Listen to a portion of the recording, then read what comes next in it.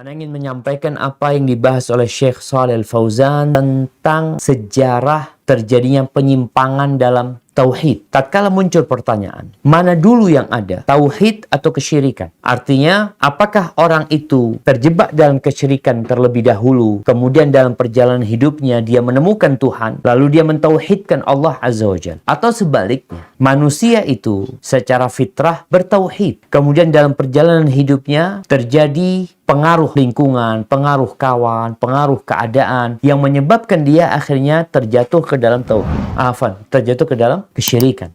Mana yang terlebih dahulu? Pendapat yang benar, yang tidak mungkin dapat dipatahkan dalil-dalilnya, bahwasanya asal mulanya adalah tauhid. Kenapa? Karena manusia pertama itu bukan kera yang berevolusi menjadi manusia.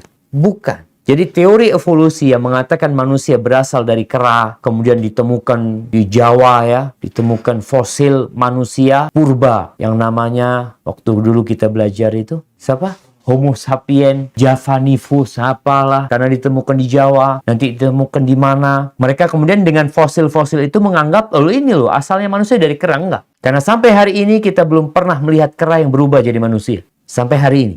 Tapi Allah menceritakan ada manusia yang jadi kera. Ada.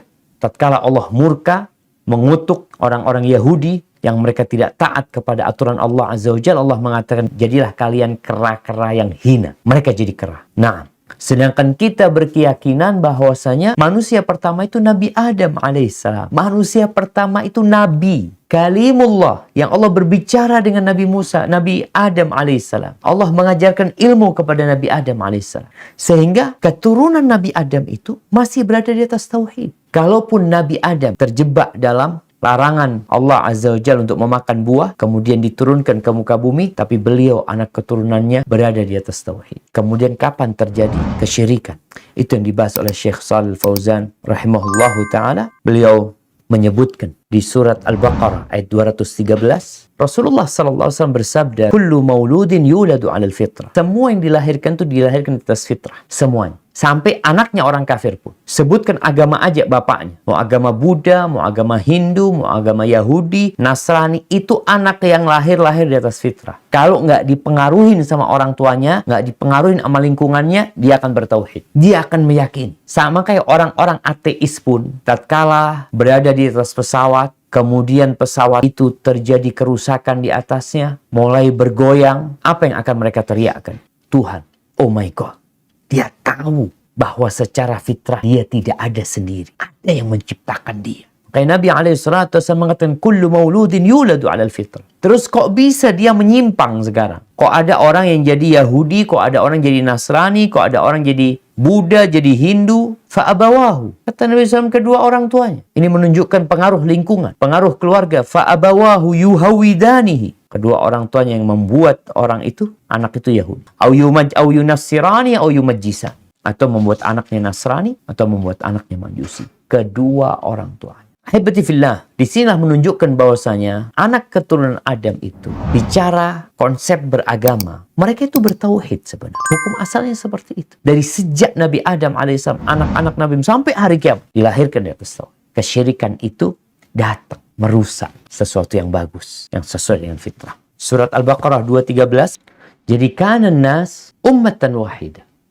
Dulunya manusia itu satu agama di atas Islam, di atas tauhid. Kemudian terjadilah perselisihan. Karena terjadi perselisihan yang orang-orang kemudian bingung mana agama yang benar. Apalagi tatkala kesesatan itu didukung oleh penguasa, sehingga seakan-akan kesesatan itu kebenaran. Ketika itu Allah mengutus para nabi. Jadi para nabi diutus setelah terjadinya perselisihan. Makanya kalau dibicarakan nabi yang pertama itu siapa? Rasul yang pertama yang diutus. Kalau nabi yang pertama Nabi Adam alaihissalam. Awal terjadi kesyirikan itu di masanya Nabi Nuh alaihissalam. Jadi dari Nabi Adam alaihissalam sampai ke Nabi Nuh itu ummatan wahid. Satu umat. Di atas satu agama. Itu tauhid.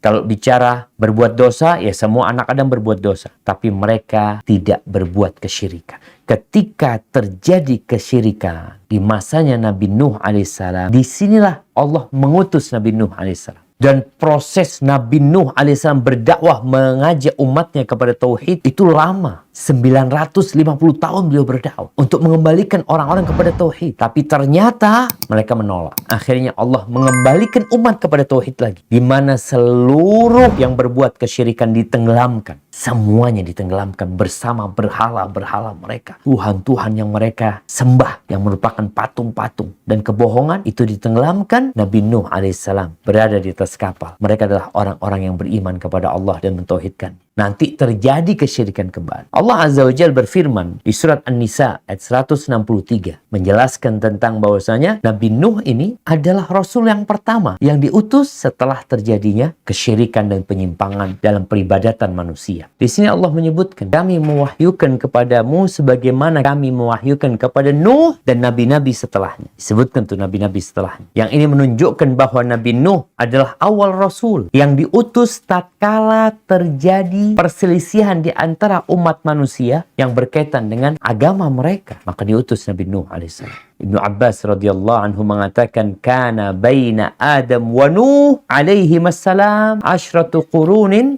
kulluhum alal Islam. Di antara Nabi Adam dan Nabi Nuh itu 10 kurun. Quran ini terjemahannya 2. Yang pertama abad yang merupakan masa selama 100 tahun atau generasi. Yang kalau generasi sekarang itu umurnya antara 60 sampai 70 tahun. Tapi generasi pada waktu itu umurnya ratusan tahun. Nabi Adam alaihissalam umurnya 960 tahun. Nabi Nuh alaihissalam berdakwahnya saja selama 950 tahun. Itu berdakwahnya aja, bukan umurnya Nabi Nuh alaihissalam. Dikatakan yang umurnya Nabi Nuh 1000 lebih. Ada yang mengatakan 1300 tahun. Di mana setelah Nabi Nuh alaihissalam selamat dari banjir bandang itu, beliau hidup ratusan tahun lagi bersama umatnya yang selamat dari banjir tersebut.